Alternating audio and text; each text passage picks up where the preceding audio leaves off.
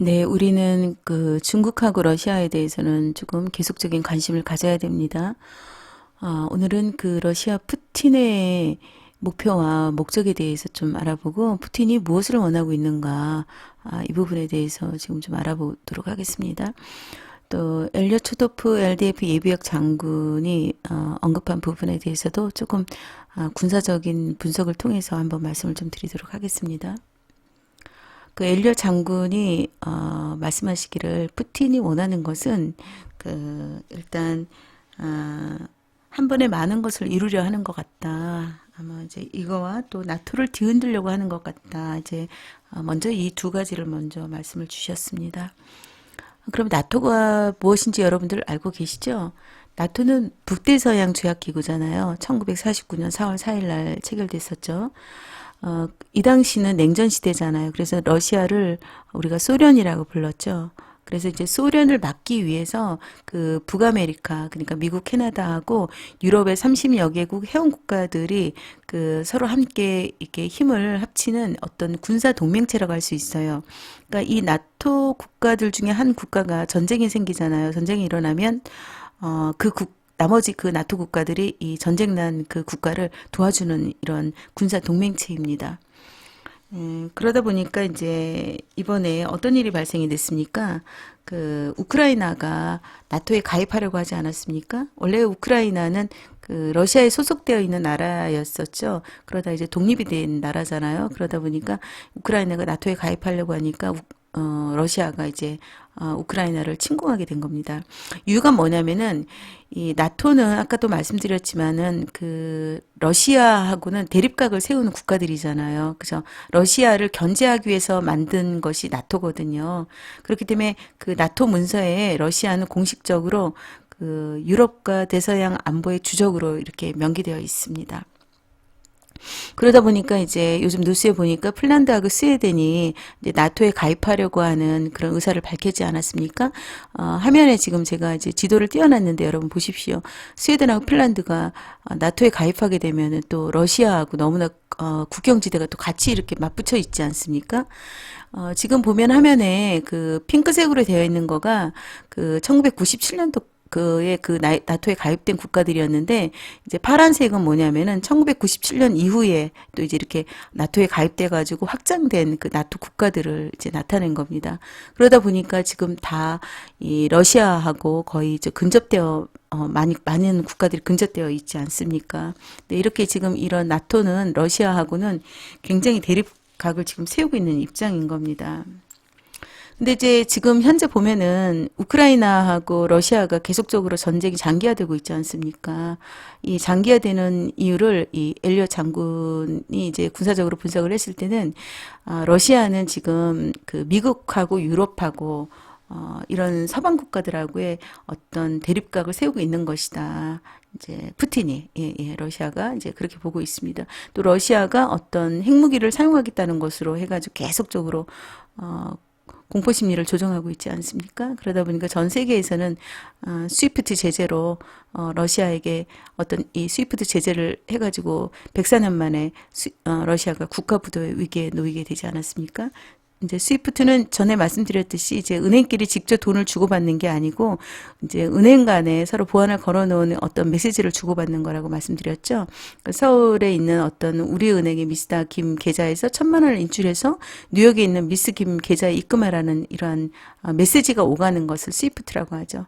그러니까 지금은 전 세계 그 모든 글로벌 나라들이 수입하고 수출하고 이런 그 교역을 많이 하고 있지 않습니까? 그래서 러시아도 그 러시아에 있는 은행들이 300개 정도가 이 스위프트에 가입이 돼 있는데 이제 지금 이 전쟁으로 우크라이나 침공으로 인해 가지고 지금 그 스위프트 지금 그 가입된 그 러시아 은행들을 자꾸 퇴출시키고 있지 않습니까? 그래서 지금 그러한 경제 제재를 하고 있다. 그걸 말씀드리는 겁니다.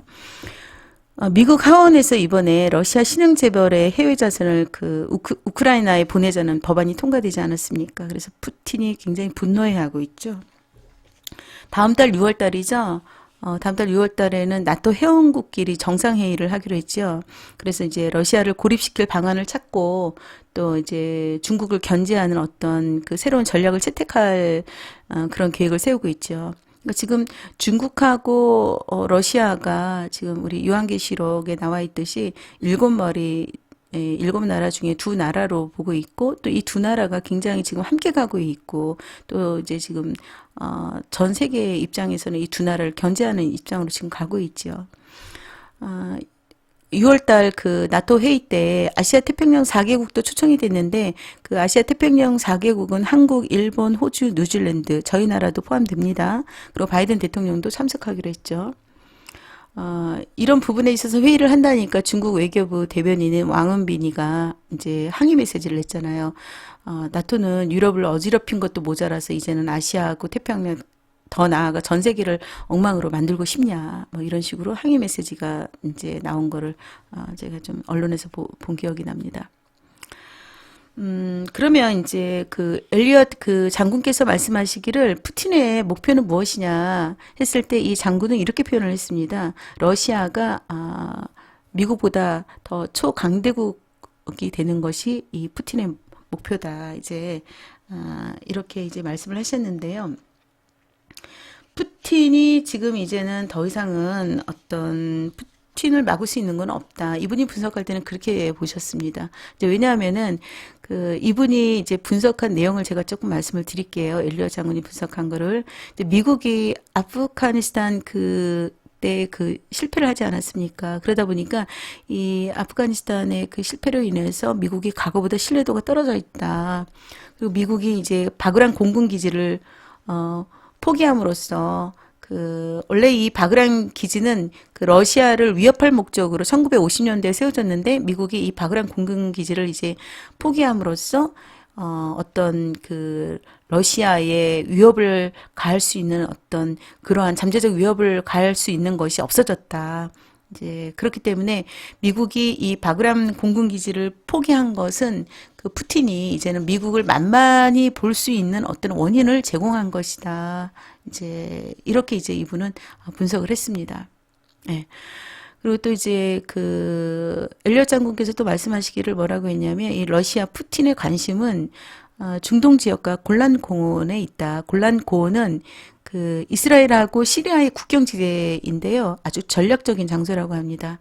중동 지역 마찬가지로 가장 전략적이고 중추적인 지역이 이 중동이라고 합니다. 그래서 푸틴의 관심사는 이 중동 지역과 그 골란 고원에 있다. 그렇기 때문에 또 이제 푸틴은 그 이스라엘하고는 그 사이가 별로 안 좋은데 시리아하고는 또 관계가 굉장히 좋다고 합니다. 그러다 보니까 또 골란 고원에 대한 이 관심사 때문에 이 푸틴은 이스라엘하고도 또 지금 각을 또 세우고 있을 수밖에 없다. 이제 이런 걸 좀 말씀드릴 수 있겠습니다.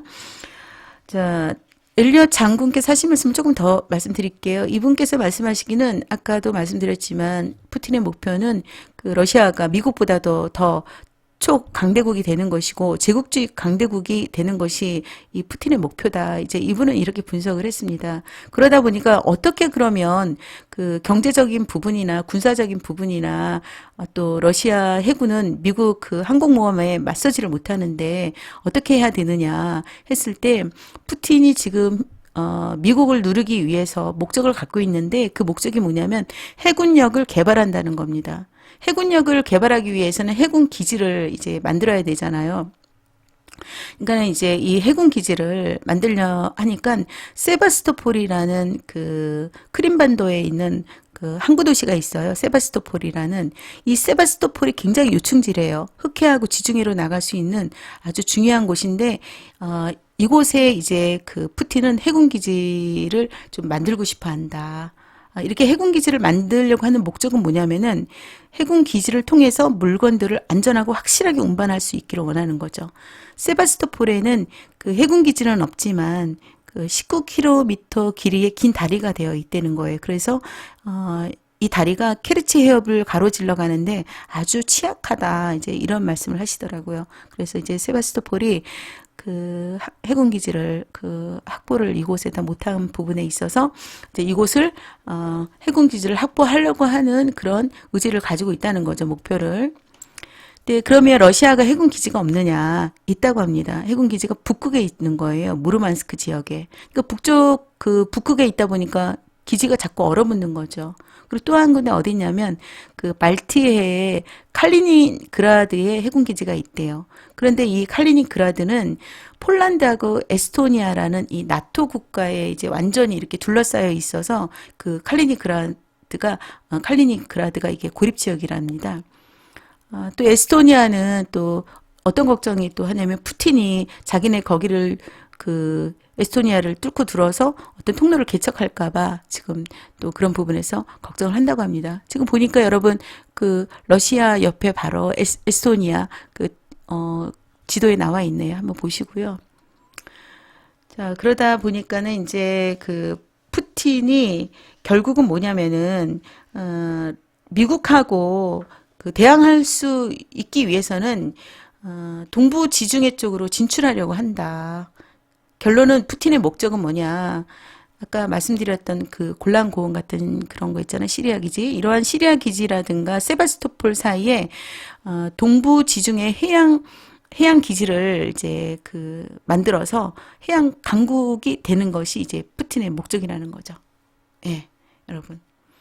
이제 러시아가 지금 항공모함이 굉장히 취약하지 않습니까? 그러다 보니까는 이 푸틴은 또 그 미국의 항공모함에 대한 그런 거에 대한 또 항공모함에 대한 또 꿈이 있다고 합니다. 그래서 이제 러시아가 이제 갑자기 어떤 뭐 미국의 항공모함을 취한다던가 뭐 이런 일이 생기게 되면 지중해 그 최강 세력으로 이제 그 푸틴이 자리 잡을 수가 있다. 이제 이 부분을 여러분께 또 말씀드릴 수가 있겠죠. 자, 푸틴이 원하는 거, 푸틴의 목표는 결국 나왔습니다. 뭐라고 했나요? 동부 지중해 해양 강국이 되는 겁니다.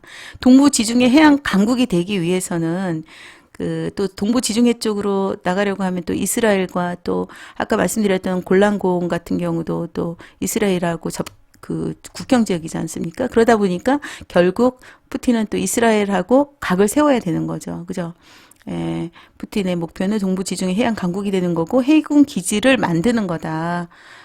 왜? 이유가 뭐냐? 해군 기지를 통해서 물건들을 안전하고 확실하게 운반할 수 있기를 원하는 게 이제 그게 이유이고, 그러기 위해서는 그 크림반도에 있는 세바스토폴 같은 거, 세바스토폴이 흑해와 지중해로 나가는 주요 항구인데 이런 곳을 해군 기지로 만들고 싶다.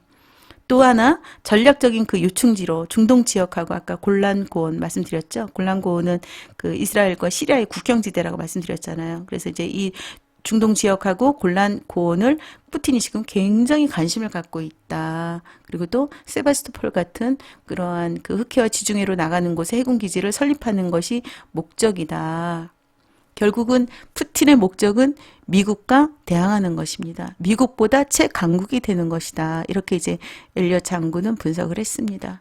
결국 미국하고 대항을 이제 해서 시리아 기지와 세바스토폴 사이에서 동부 지중해 그 해양 강국 중 그 최고의 해양 강국이 되겠다는 것이 푸틴의 목적인 거죠.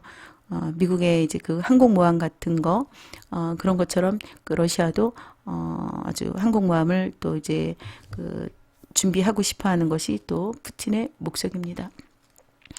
여러분, 우리가 이제 오늘 이렇게 푸틴에 대해서 목적과 목표와 또 푸틴이 원하는 것, 또 미국하고의 각을 세우는 것, 또 나토하고 각을 세우는 것, 그다음 지도를 통해서 나토 국가들이 지금 현재 모습 또 6월 달에 또 나토 국가들이 회의하는 것들, 뭐 이제 또 엘리엇 장군을 통해서 푸틴이 이제 그 해군 기지를 동부 지중해 쪽으로 또 이제 만들려고 하는 것들, 또 푸틴의 관심사가 중동 지역과 또 골란 고원이라는 것들, 이런 거 우리가 지금 조금 알아봤습니다.